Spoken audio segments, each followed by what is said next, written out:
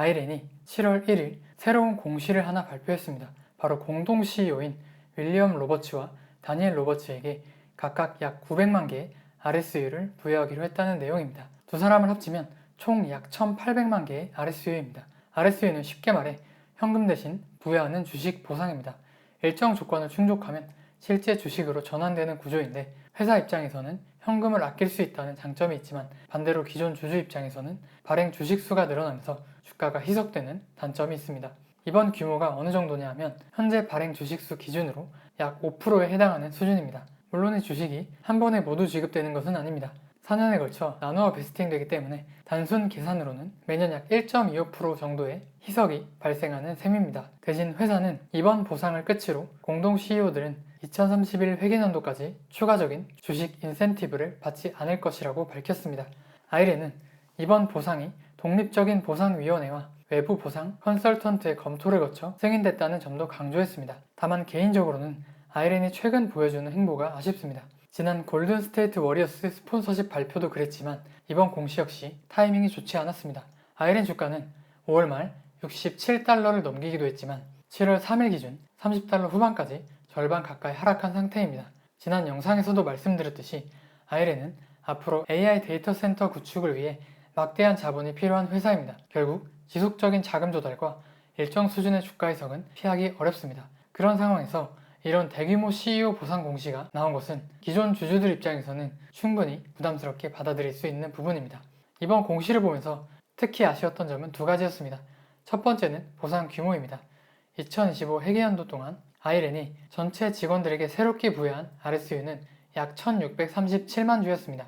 그런데 이번 공동 CEO 두 사람에게 부여한 RSU만 1820만 주에 달합니다. 즉 CEO 두 명에게 부여한 보상 규모가 회사가 2025 회계연도 1년 동안 전체 직원들에게 부여했던 RSU보다 더 큰 것입니다. 두 번째는 보상 조건입니다. 이번 CEO 보상은 100% 근속 조건입니다. 쉽게 말하면 회사 성과와 상관없이 일정 기간 회사에 근무하기만 하면 주식을 받을 수 있다는 뜻입니다. 반면 일반 직원들은 그렇지 않았습니다. 2026년 1분기 기준 최근 9개월 동안 아이렌은 서비스 조건 RSU, 즉 근속 조건 RSU 약 516만 주와 시장 조건, 즉 성과 기반 RSU 약 373만 주를 부여했습니다. 성과 기반 RSU는 일정한 목표를 달성해야만 지급되는 보상입니다. 하지만 공동 CEO들은 예외적으로 근속 조건만 충족하면 되기 때문에 일부 투자자들은 성과 조건도 없이 너무 쉬운 보상 아니냐는 의문을 가질 수 있습니다. 물론 회사 입장도 이해가 안 되는 것은 아닙니다. 공동 CEO 보상을 이렇게 설계한 목적은 결국 두 사람을 장기간 회사에 묶어두기 위한 것입니다. 이번 RSU는 4년에 걸쳐 베스팅되고 베스팅된 이후에도 2년 동안 보유 의무가 있습니다. 즉 총 6년 동안 회사를 떠나기 어렵도록 만든 구조입니다. AI 클라우드 사업은 대부분 계약 기간이 5년 이상인 장기 프로젝트입니다. 중간에 경영진이 바뀌면 프로젝트 방향이 달라질 수 있고 고객과의 신뢰에도 영향을 줄 수 있습니다. 이런 측면에서는 장기 인센티브라는 회사의 논리도 어느 정도 이해는 됩니다. 그리고 그나마 이해가 되는 부분을 찾아보자면 네비우스의 CEO인 아르카디 볼로즈는 회사 지분 약 11.5%를 보유하고 있고 코어이브 CEO 마이클 인트레이터 역시 약 10% 수준의 경제적 지분을 가지고 있습니다. 반면 아이렌 공동 CEO는 지난해 8월 기준 두 사람을 합쳐 약 4.6% 정도의 지분만 보유하고 있었습니다. 하지만 이번 RSU를 반영하면 공동 CEO 각각 약 2,364만 주 규모의 주식 및 RSU를 보유하게 되고 두 CEO 합산 기준 현재 발행 주식수 기준 약 13% 수준의 이해관계를 갖게 됩니다. 물론 이번 보상은 성과 기반이 아니라 근속 기반이라는 점에서 아쉬움은 있습니다. 하지만 CEO들이 회사 가치 상승에 따라 본인들의 자산도 함께 늘어나는 구조가 되는 것은 사실입니다. 어쩌면 아이렌 이사회는 네비우스나 코어이브처럼 CEO들의 장기 이해관계를 회사 가치와 더욱 강하게 연결하기 위해 이번 보상안을 승인했을 가능성도 있습니다. 그렇다고 해서 주주의석 문제가 사라지는 것은 아닙니다. 현재 아이렌은 기존에 베스팅해야 할 RSU가 약 2천만 주, 직원들에게 부여해야 할 주식 옵션도 약 550만 주 정도 남아있습니다. 여기에 이번 CEO RSU 1820만 주까지 더하면 앞으로 보상으로 부여해야 할 잠재 주식은 약 4400만 주입니다. 현재 발행 주식수 약 3억 5700만 주와 비교하면 약 12% 수준의 잠재 희석입니다. 그렇다면 경쟁사들은 어떨까요? 네비우스 역시 2024년에 직원 유지 목적으로 약 890만 주 규모의 근속 기반 RSU를 부여한 적이 있습니다. 하지만 현재의 보상 구조는 아이렌과 조금 다릅니다. 가장 최근 2026년 1분기 기준 네비우스는 미베스팅 RSU가 약 636만 주, 주식 옵션은 약 735만 주를 보유하고 있습니다. 여기서 중요한 차이는 옵션입니다. RSU는 주가가 하락해도 조건만 충족하면 주식을 받을 수 있습니다. 하지만 옵션은 그렇지 않습니다. 예를 들어 행사 가격이 $50인데 주가가 $40라면 옵션은 아무 가치도 없습니다. 반대로 주가가 $100가 되어야 비로소 큰 경제적 가치가 생깁니다.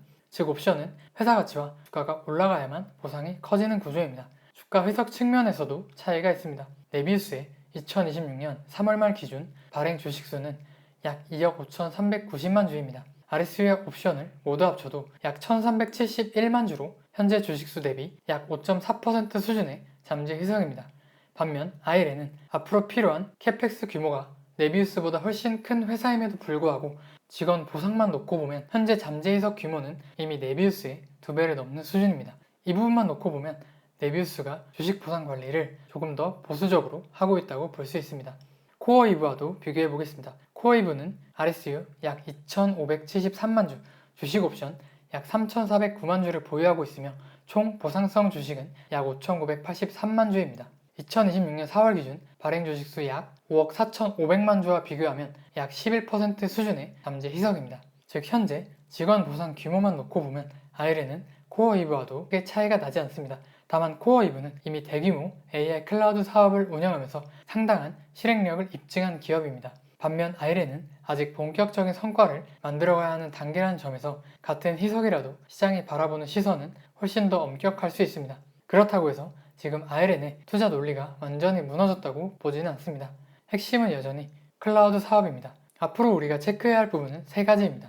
첫째, 공동 CEO들이 이번 약속과 달리 향후 추가적인 주식 보상을 또 요구하는지.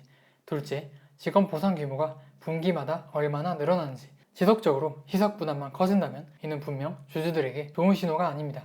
마지막으로 8월 27일 예정된 4분기 실적 발표에서 추가 AI 클라우드 계약과 고객 납기 일정이 계획대로 진행되고 있는지를 반드시 확인해야 합니다. 결국 이런 잡음이 있더라도 회사가 지속적으로 신규 계약을 따내고 고객들과 약속한 일정만 차질 없이 이행한다면 기업 가치는 결국 실적으로 증명될 것입니다.